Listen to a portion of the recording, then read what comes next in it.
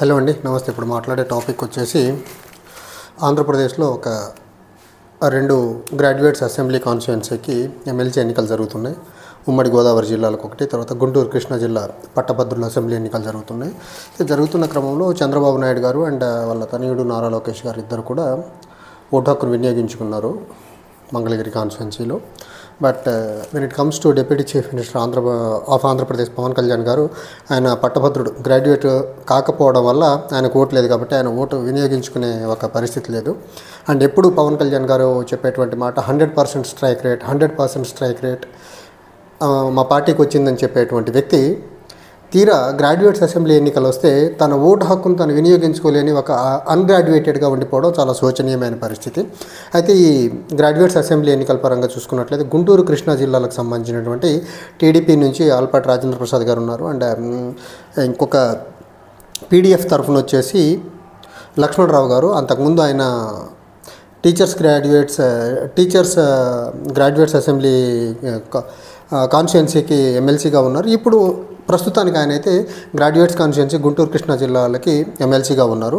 అయితే ఆయనకు ఉన్నటువంటి ఒక గ్రాడ్యుయేట్స్లో అవనివ్వండి, టీచర్స్లో అవనివ్వండి, ఆయనకు ఉన్నటువంటి పలుకుబడి, లేకపోతే ఆయన ఈ పర్టికులర్ గ్రాడ్యుయేట్స్ ఇష్యూస్ మీద ఆయన స్పందించే విధానం అవనివ్వండి, జనరల్ ఇష్యూస్ మీద ఆయన స్పందించే విధానం అవనివ్వండి, ఆయన మీద ఒక సాఫ్ట్ ఇమేజ్ గ్రాడ్యుయేట్స్లో అయితే ఉంది ఉమ్మడి కృష్ణా గుంటూరు జిల్లాలలో. అయితే ఇప్పుడు టీడీపీకి సంబంధించి ఆల్పాటి రాజేంద్ర ప్రసాద్ గారికి సంబంధించినటువంటి విషయానికి వచ్చేసరికి ఒక వ్యాపారవేత్త, ఫక్తు రాజకీయ నాయకుడు, ఈయన గ్రాడ్యుయేట్స్ తరఫున నిలబడలేడు అనేది మాత్రం ఆల్రెడీ ఎస్టాబ్లిష్ అయిపోయింది. దీనికి తోడు గత 10-11 నెలల కాలంలో కూటమి ప్రభుత్వం ఏర్పడిన తర్వాత చేస్తున్నటువంటి దురాగతాలు అవనివ్వండి, ఇచ్చిన హామీలు నిలబెట్టుకోలేకపోవడం అవనివ్వండి, ప్రభుత్వ ఉద్యోగస్తులు అవనివ్వండి, సచివాలయం ఉద్యోగులను అవనివ్వండి, లేకపోతే గ్రాడ్యుయేట్స్ యాజ్ ఏ హోల్ని ఎలా ఇబ్బంది పెడుతున్నారనే అంశం మాత్రం ఓటింగ్లో చాలా ప్రస్ఫుటంగా కనిపిస్తుందనేసి ఇప్పుడు కొద్దిమంది నా ఫ్రెండ్స్ పోలింగ్ బూత్లలో డ్యూటీలో ఉన్నారు. వాళ్ళతో మాట్లాడితే వాళ్ళు బయటకు వచ్చి ఫోన్లో మాట్లాడితే చెప్పిన పరిస్థితి ఏంటంటే, టీడీపీ అనుకున్నట్టుగా పరిస్థితి లేదు, ఓడిపోయినా ఆశ్చర్యపోయిన అవసరం లేదు. ఎందుకంటే గ్రాడ్యుయేట్స్, మరీ ముఖ్యంగా అన్ఎంప్లాయీస్ మొన్న 3 days క్రితం జరిగినటువంటి గ్రూప్ 2 ఎగ్జామ్ కండక్టింగ్ విషయంలో ప్రభుత్వం ఏపీపీఎస్సీ బిహేవ్ చేసిన విధానం ఏదైతే ఉందో అది చాలా బలంగా గ్రాడ్యుయేట్స్ అన్ఎంప్లాయిడ్ గ్రాడ్యుయేట్స్ అవనివ్వండి, గ్రాడ్యుయేట్స్ అయ్యుండి కూడా గ్రూప్ 2 రాసిన వాళ్ళు అవనివ్వండి, చాలా ప్రెస్టీజియస్గా, చాలా సీరియస్గా తీసుకొని వ్యతిరేకంగా ఉన్నారనేది ఒకటి. తర్వాత టీచర్స్, కొత్త ప్రభుత్వం వచ్చిన తర్వాత పీఆర్సీ ఎక్స్పెక్ట్ చేశారు. టీచర్స్ కూడా పీఆర్సీ ఇప్పటికీ కూటమి ప్రభుత్వం ఏర్పడిన తర్వాత పీఆర్సీ ఇవ్వకపోవడం వల్ల టీచర్స్ కూడా ఖచ్చితంగా దీనికి వ్యతిరేకంగా ఉన్నారనేది ఒకటి. గ్రామ సచివాలయం ఉద్యోగులు ప్రస్తుత కూటమి ప్రభుత్వ విషయంలో మాత్రం చాలా ఇబ్బందికర పరిణామాలు ఎదుర్కొంటున్నారు. వాళ్ళతో చేయిస్తున్న పని అవనివ్వండి, లేకపోతే రేషనలైజేషన్ అనేసి వాళ్ళని ఎటు నుంచి ఎటు తోస్తారో తెలియని పరిస్థితి అవనివ్వండి.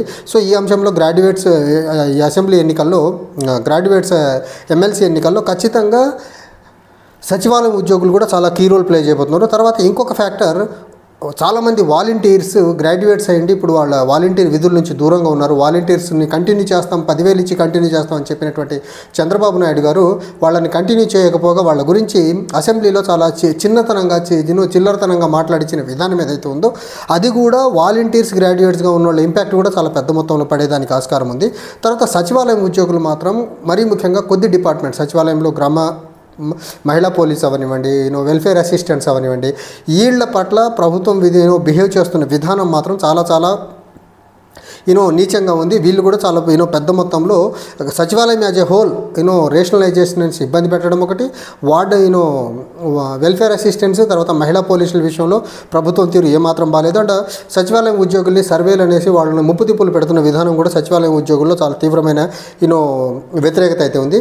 ఇవన్నీ కాకుండా వీళ్ళు చెప్పినటువంటి ఎన్నికలకు వెళ్ళక ముందు వీళ్ళు చెప్పినటువంటి మాట ఏదైతే ఉందో సూపర్ 6 గ్యారెంటీలు ఇంప్లిమెంటేషన్లో మెజరబుల్గా ఫెయిల్ అయిపోయింది. సో సూపర్ 6 నుంచి వెల్ఫేర్ ఎక్స్పెక్ట్ చేసిన ప్రజలు, అందులో కూడా కొంతమంది గ్రాడ్యుయేట్స్ ఉన్నారు, వాళ్ళు కూడా ఓవరాల్గా ఈ కూటమి పార్టీలకి ఖచ్చితంగా వ్యతిరేకంగా ఓటేసేదానికి ఆస్కారం అయితే ఉంది.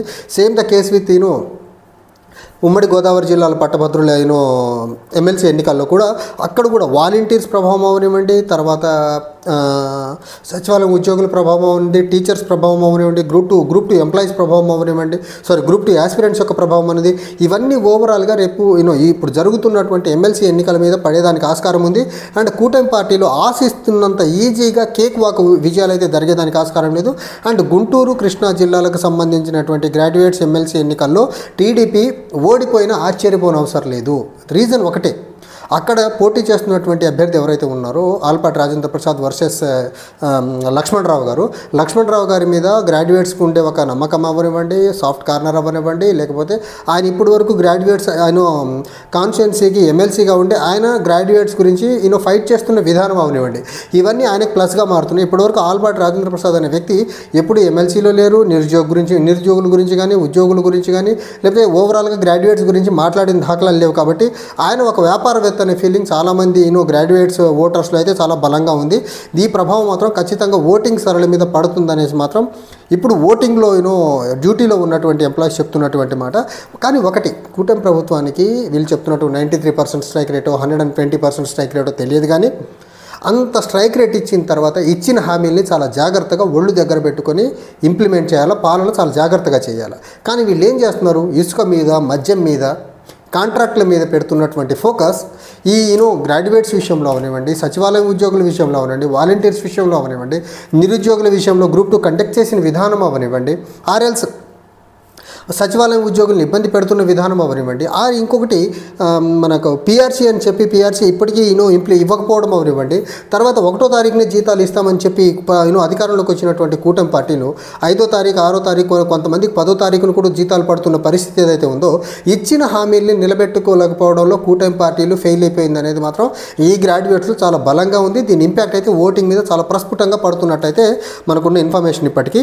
కానీ ఒకటి మాత్రం చాలా చాలా క్లియర్, 100% స్ట్రైక్ రేట్ అని విర్రవీగిన పవన్ కళ్యాణ్ గారికి గ్రాడ్యుయేషన్ చేతిలో లేకపోవటం వల్ల ఓటు వేయలేని దీనమైన పరిస్థితి అయింది. ఆయన నీతులు చెప్పే ప్రయత్నం చేశారు. ఆయన నీతులు చెప్పడం అంటే ఎలా ఉంటుందంటే దయ్యాలు వేదాలు వల్లించినట్టు ఉంటుంది. ఆయన గ్రాడ్యుయేటే కాదు, ఎమ్మెల్సీ ఎన్నికల్లో ఓటు వేయలేని పరిస్థితి ఆయన 100% స్ట్రైక్ రేట్ గురించి మాట్లాడే పరిస్థితి చేస్తూ ఉంటారు. అండ్ ఆయన ఎక్కడ కూడా పిఆర్సీ గురించి కానీ, సూపర్ సిక్స్ల గురించి కానీ, వాలంటీర్ల విషయం గురించి కానీ, లేకపోతే మొన్న గ్రూప్ 2 ఎగ్జామ్ కండక్ట్ చేసిన విధానంలో ఆయన స్పందించకపోవడం అవనివ్వండి, ఇవన్నీ కూడా గ్రాడ్యుయేట్స్ చాలా బలంగా మనసులో పెట్టుకుని ఓటింగ్ వేస్తున్నట్లయితే చాలా ప్రస్ఫుటంగా కనిపిస్తూ ఉంది. గెలిచినా కానీ, ప్రలోభాలతో వీళ్ళు గెలిచినా కానీ బొటాబొటి మెజారిటీతో మార్జిన్తో గెలుస్తారు తప్ప ఏదో వీళ్ళకి వచ్చినట్టు 93% స్ట్రైక్ రేట్ 100% స్ట్రైక్ రేట్తో గెలిచేదానికి ఆస్కారం లేదు. కానీ గుంటూరు కృష్ణా జిల్లాలకు ఎమ్మెల్సీకి సంబంధించినటువంటి గ్రాడ్యుయేట్స్ కాన్స్టిట్యున్సీకి సంబంధించినటువంటి దాంట్లో మాత్రం ఆలపాటి రాజేంద్ర ప్రసాద్ గారు ఓడిపోతున్నారనేసి మాత్రం చాలా ఎక్కువ మంది చెప్తున్నారు. మరి చూడాలి, ఓటింగ్ అయిపోయిన తర్వాత, కౌంటింగ్ స్టార్ట్ అయిన తర్వాత కౌంటింగ్లో మాత్రమే చెప్పగలము. కానీ మౌత్ టాక్ అయితే చాలా బలంగా ఉంది ఆలపాటి రాజా గారికి అగెనెస్ట్గా.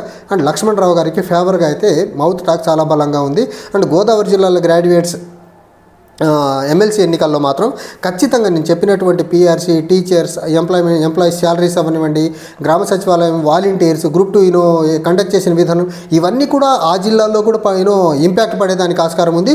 ఓవరాల్గా కూటమి పార్టీలు అనుకున్నంత కేక్ వాగ్ అయితే ఎన్నికల్లో వీళ్ళకి రిజల్ట్ ఉండేదానికైతే ఆస్కారం లేదు. Thank you.